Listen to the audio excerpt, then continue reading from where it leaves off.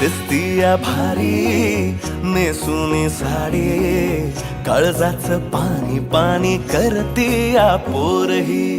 आता क्यूट वाली गावरान बोली, खट्याळ थोडी माझ्या काळजाची चोरही. थोडं माझ्या पिरमत पड तू ग बाई, खुळ्यागत झाला मन तुझ्याच पायी. आता मला लागली या लग्नाची घाई, भाई आता बोलू नको अग माझी राणी. होशील का या बठ्याची सोबर घरवाली.